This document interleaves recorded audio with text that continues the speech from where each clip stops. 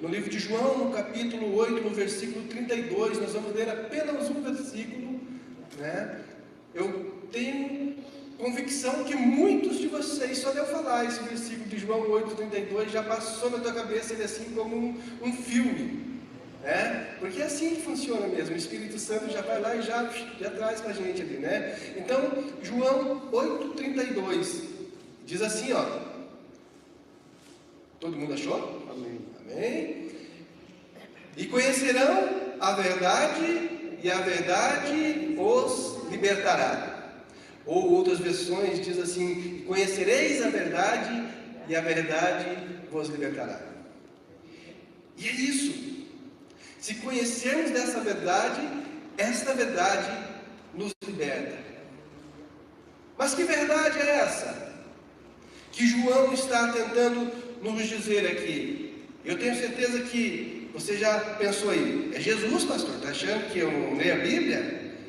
Eu sei que essa verdade é Jesus. Mas eu queria pensar com você um pouco diferente, para que a gente compreenda o que João quer dizer com isso, ou o que João quer anunciar através dessa palavra. E para que a gente consiga ter essa compreensão dessa verdade, nós precisamos pensar um pouquinho sobre os outros evangelhos também. Sabe, os evangelhos, eles foram escritos por pessoas diferentes. Então, para a gente compreender o que João está tentando nos dizer, é importante que a gente compreenda o que os outros evangelistas estavam tentando dizer também, os outros escritores aqui dos evangelhos estavam tentando falar também. Então, rapidamente, a gente passa a pensar para quem Mateus escreve, né? Para quem Mateus escreve o evangelho. Então, o Evangelho segundo Mateus, ele vem falando aos judeus. Mateus tem uma preocupação em apresentar o Jesus como o rei que virá. Por isso, a maioria das parábolas que fala sobre o reino de Deus, elas se encontram no livro de Mateus.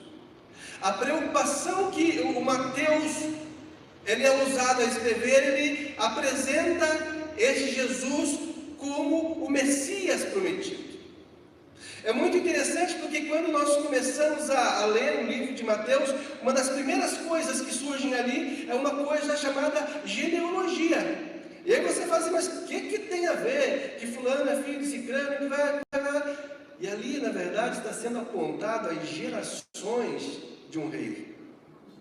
Sabe, de um rei com humana, mas de um rei que viria apresentar o reino de Deus, mas que ele não nasceria de uma forma qualquer, ele nasceria de uma linhagem de reis também. Então, o Mateus ele tem essa preocupação. Se nós pularmos para o Evangelho de Marcos, e que alguns teólogos dizem que Marcos foi escrito primeiro que Mateus. Há uma briga teológica com relação a isso. Mas quando nós olhamos para o livro de Marcos, você lê Marcos, se você lê ele numa passada só, porque são poucos capítulos, né? Mas se você lê ele numa passada só, você fica assim, sabe, quase como que o ar acaba, porque é tão acelerado o livro de Marcos. Jesus ele está indo numa situação, ele é chamado para curar a filha de Jairo, ele está indo naquele mesmo trajeto, ele é parado, uma mulher de fluxo de sangue toca nas vestes deles, ela é sarada, ele continua, ele vai lá, ele ressuscita a menina, e ele sai de um milagre, já está falando de outro milagre ali na frente. E por que Marcos apresenta esse Jesus como esse Jesus que opera milagres, esse Jesus poderoso? Porque Marcos, ele escreve o evangelho dele aos romanos. E se tem uma coisa que os romanos exerciam nesse período, era a força. Tudo que eles faziam era através da força, era conquistando, era colocando aquela nação conquistada sob um jugo deles, era colocando administradores dele dentro daquela nação, e eles iam ali e eles começavam a sugar aquela nação tudo o que ela tinha. Então os romanos, eles chegavam à espada e conquistavam. E Marcos, ele vem apresentar esse Jesus poderoso, que faz milagre, que cura, e que expulsa demônio, e que faz um monte de coisa maravilhosa ali, e que apresenta esse Jesus como um Jesus poderoso, muito mais poderoso que os romanos. Essa é a intenção do Marcos. Quando nós lemos o Evangelho de Lucas, nós temos uma questão um tanto interessante. Lucas, o Evangelho de Lucas, ele é escrito sob encomenda. Um homem chamado Teófilo, se não me engano, está no versículo 3 de Lucas, já no começo do primeiro capítulo ali. Lucas já fala, olha, estou escrevendo encomendado por Teófilo. Alguns teólogos dizem que, então que Lucas ele escreve aos gentios a pedido de um Teófilo, que provavelmente era um gentio que havia se convertido. E por que esse evangelho encomendado? Lucas faz uma escrita de um evangelho que ele pesquisou as informações, Então, como que as coisas nesse período elas funcionavam? Elas eram muito através da forma oral, ela era muito contada.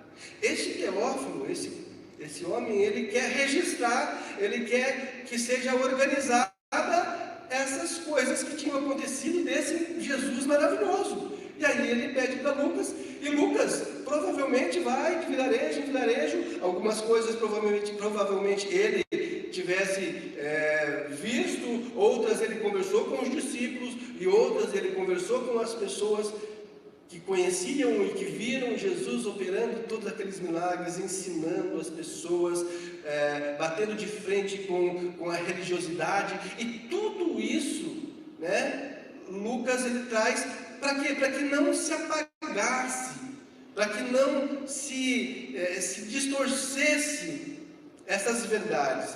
Então a gente pode dizer que o Lucas ele teve esta preocupação de fazer esse evangelho a pedido de alguém. Uma coisa que é importante que você saiba antes da gente entrar na verdade do que o João está falando, uma coisa que é importante que a gente saiba é que esses três primeiros evangelhos, o Mateus, o Marcos e o Lucas, eles são chamados de evangelhos sinópticos, que significa que eles são parecidos. Então, por isso que você vai ler algumas coisas que estão em Mateus, que você vai achar em Marcos também, e que você vai achar no livro de Lucas. Porém, o João, ele tem um objetivo diferente. Ele tem um objetivo de apresentar a Jesus um Jesus diferente. O objetivo de João é apresentar um Jesus como uma divindade, ou seja, Jesus como Deus. Essa é a diferença que nós achamos do Evangelho de João para os outros evangelhos. A preocupação de João é apontar para um Jesus que é Deus. Sabe? Não que os outros sejam menos importantes, não é isso. Mas a visão que João tem é de apresentar Jesus como um Deus. E como que a gente analisa isso? Se você pegar a sua Bíblia e abrir e for me acompanhando comigo, lá em João 1, você já vai ver como que João começa. É por isso que eu li antes aqui, e conhecereis a verdade, e a verdade vos libertará, porque quando você abre o livro de João, aqui não tem uma genealogia igual está lá em Mateus, igual está lá em Lucas. Aqui não tem essa preocupação genealógica, digamos assim. João não está preocupado em falar que o José, o carpinteiro, foi o pai, o padrasto de Jesus. João, ele não está preocupado em dizer que a mãe de Jesus é Maria, mas ele começa o livro dele falando assim: no princípio era aquele que é a palavra, e ele estava com Deus, e ele era Deus. Veja só, o João não está preocupado em apresentar esse Jesus rei, ele não está preocupado em apresentar um Jesus operando milagres ali, mostrando o seu poder, ele não está preocupado em reunir informações, mas a preocupação de João é falar: esse Jesus que andou no meio de vocês, aquele guardião que estava lá no momento da crucificação de Jesus, e ele fala assim: verdadeiramente esse era o Filho de Deus. João está falando algo que vai além disso. Ele está falando: no princípio ele era a palavra, o verbo, ele era o Deus. Ele estava com Deus e ele era Deus. A preocupação do João é apresentar Jesus divino. Esse Jesus divino. E nós vamos andando aqui nessas escritas de João. E nós temos que compreender, amados, uma coisa. Quando eu estava lendo esse texto, uma coisa ministrou o meu coração, né? Porque João, ele não fala aqui no primeiro versículo dizendo: Jesus era o Filho de Deus. Ele fala: Jesus era Deus. Porque essa concepção de Jesus, o Filho de Deus, ela só pode existir depois que ele passa a ser filho de alguém. Depois que ele é gerado. Depois que ele nasce, ele é encarnado. Aí Jesus sim passa a ser chamado de Filho de Deus.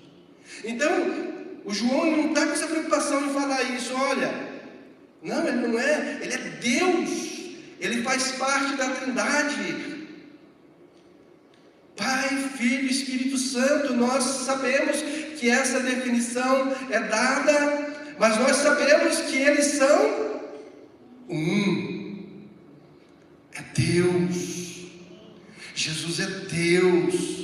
E o versículo 2, ele fala uma coisa maravilhosa, né? Ele diz assim: e ele estava com Deus no princípio. E de que princípio nós estamos falando? Nós estamos falando do Gênesis. Nós estamos falando da criação do mundo. Nós estamos falando daquela formação. Jesus estava participando daquilo. Como Deus, ele estava ali participando. E aí o versículo 3 diz que todas as coisas foram feitas por intermédio dele, e sem ele nada do que existe teria sido feito. Sabe, a criação de tudo, Jesus estava ali, junto a Deus, sendo Deus, participando, inclusive da formatação do homem. Porque há uma passagem que lá em Gênesis que fala que quando Deus decidiu, né, por fazer o homem, por criar o homem, há uma conversa. E a conversa que está lá é: façamos o homem a nossa imagem e semelhança. Então Jesus falou assim: façamos. Mesmo sabendo que no futuro ele habitaria aquele corpo em que foi feito. E é muito interessante você pensar nessas coisas, e eu viajo pensando nisso, porque a palavra de Deus diz que o Isaías, né, o profeta Isaías fala que Jesus não tinha beleza, que ele era um homem sofrido de dores. E aí eu fico pensando, não tem nada de errado com isso. Porque a beleza está naquilo que Deus criou. E se Deus criou o homem, é porque Ele não olha para nós por fora, como nós humanos olhamos e enxergamos. Um tem um nariz maior, outro tem a orelha maior, aquele outro tem um dedão. Não, Deus, Ele olha para dentro de nós, Ele olha, Ele sonda os nossos corações. Ele não está preocupado se você é queimado do sol ou se você é protegido dentro de um escritório. Ele não está preocupado se a tua mão tem calo ou se ela não tem. Ele não está preocupado com isso. Ele está preocupado olhando para dentro do seu coração. Quando nós vemos o versículo 4, ele diz: e nele estava a vida, e esta era a luz dos homens. Ei, em Jesus, nesse Jesus que é Deus, nele estava a luz dos homens. Nele estava a luz dos homens. E é interessante que, se você parar para pensar, né, a forma como João, né, escreve, ele está falando que nele estava a vida. Mas nós somos participantes de um outro momento, e nós podemos declarar que nele está a vida. Em Jesus está a vida. Não mudou, porque Jesus ressuscitou e Ele vivo está. Então a vida continua estando em Jesus e a luz continua estando em Jesus. Não há outro Deus. Não há outro Deus. Jesus é Deus. E aí, se a gente pegar do versículo 6 até o 9, desta mesma passagem aqui do capítulo 1 de João, vai falar de alguém que veio apresentando essa luz. E no versículo 9 está falando, ele estava chegando ao mundo, e a verdadeira luz que ilumina todos os homens. Está falando aqui de João Batista, que veio como testemunha sobre a luz, ou seja, sobre Jesus, ou seja, sobre esse Deus. E João Batista vem falando para eles se arrependerem, vem falando para eles: olha, eu batizo com água, mas vem um aí, que esse batiza com fogo, ao qual eu não sou digno de desatar as suas sandálias. É desse Deus poderoso que o João está preocupado em apresentar. No versículo 10 diz: aquele que é a palavra estava no mundo. O mundo foi feito por intermédio dele, mas o mundo não o reconheceu. E aqui está falando da rejeição dos judeus, né, para com Jesus. Ele veio para eles, ele esteve no meio deles, ele caminhou, ele sentou à mesa com eles. Era Deus encarnado andando pelo meio de uma sociedade que não deu atenção para ele. Oxalá nós tivéssemos aprendido com os judeus e a nossa sociedade estivesse olhando para Jesus hoje como Deus também. Porque Jesus veio para eles. No versículo 11 diz: ele veio para o que era seu, mas os seus não o receberam. Houve uma rejeição ali de Jesus. E Jesus chegou até nós. A palavra dele, o evangelho que fala desse Deus, chegou até mim e até você. Porque lá no versículo diz assim que: contudo, aos que o receberam e creram em seu nome, deu-lhes o direito de se tornarem filhos de Deus. E aí isso chegou para mim e para você. E um dia nós recebemos Algumas pessoas falam, aceitamos. Não. Quem somos nós para decidir se nós aceitamos Jesus ou não? Não, nós o recebemos, porque Ele é Deus. Ele é Deus. Então nós o recebemos, Ele entra na nossa vida e Ele muda a nossa história. Então Jesus chegou até nós e nos trouxe salvação.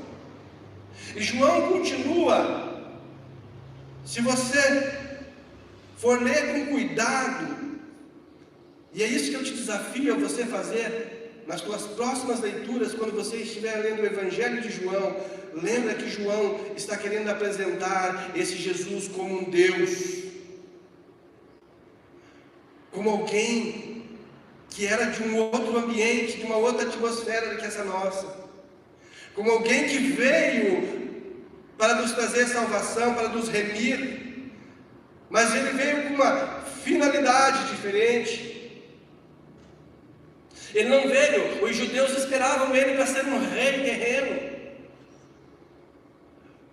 Os judeus que ouviam somente o que é narrado ali no livro de Mateus, eles esperavam um rei que fosse rebater Roma, que fosse destruir os romanos, que fosse tomar Israel de volta e que fosse governar.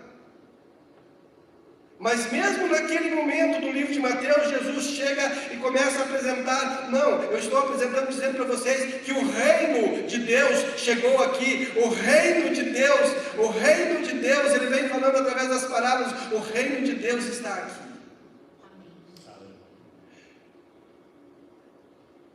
E esse reino de Deus, ele precisa continuar sendo anunciado por mim e por você que está em casa. De repente você pensa, eu estou aqui com poucas pessoas no meu relacionamento. Acha um jeito, pede direção do Espírito Santo, faz alguma coisa, mas não deixa de anunciar esse Jesus poderoso que João está nos relatando aqui. João, no livro dele, se você ler lá em João 3,16, diz, porque Deus tanto amou o mundo que deu seu Filho unigênito para que todo o que nele crer não pereça, mas tenha vida eterna. Se você for ler lá em João 6,33, você vai ver falando assim, pois o pão de Deus é aquele que desceu do céu e dá vida ao mundo. Ele é o maná que desceu do céu, que tratou lá do povo no meio do deserto. Aquele era passageiro, mas eu sou o verdadeiro pão. É isso que Jesus está falando, eu sou o verdadeiro pão, mas um pão eterno. Em João 10:11, na verdade ele fala, eu sou o bom pastor, e o bom pastor dá sua vida pelas suas ovelhas, e ele deu a sua vida por nós. Então, no livro de João, no Evangelho de João, que começa apontando o Jesus como um Criador, junto com Deus, criando todas as coisas, ele é encerrado com um Jesus remidor. Há um Jesus que, através da sua morte, ele nos dá a possibilidade de estarmos novamente ligados a Deus. Que através do teu sangue, do sangue dele vertido naquela cruz, ele nos dá a possibilidade de nos relacionarmos com Deus. Esse Evangelho de João apresenta Jesus, esse Deus, tratando com Pedro, no final dos capítulos ali, sarando Pedro, sarando o emocional de Pedro, curando Pedro, para que Pedro se tornasse a base forte, para que a igreja continuasse prosseguindo e para que o reino de Deus continuasse sendo estabelecido na terra. E para a gente encerrar, eu quero chamar a nossa atenção para que a gente comece a olhar como João olha, e como João apresenta Jesus como este Deus, que nós comecemos a olhar para Jesus como Deus, não como muitas pessoas olham Jesus apenas como um provedor, Jesus apenas como aquele que, se eu estou com uma necessidade, eu te procuro, se eu estou com uma dificuldade, eu te procuro, se eu estou precisando de alguma coisa, eu te procuro, mas logo depois eu te esqueço.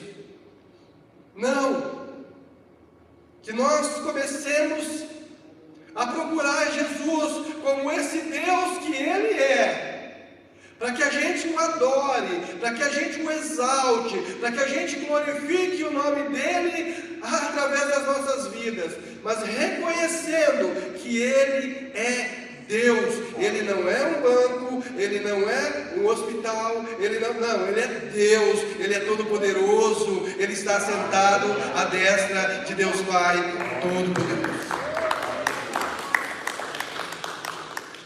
Então, em amor, eu digo para você, devemos nos relacionar com Jesus como Deus. Devemos adorá-lo, nos rendermos perante a Ele como Deus. E devemos anunciá-lo como um Deus. Porque é isso que Ele é, Deus. Jesus é Deus.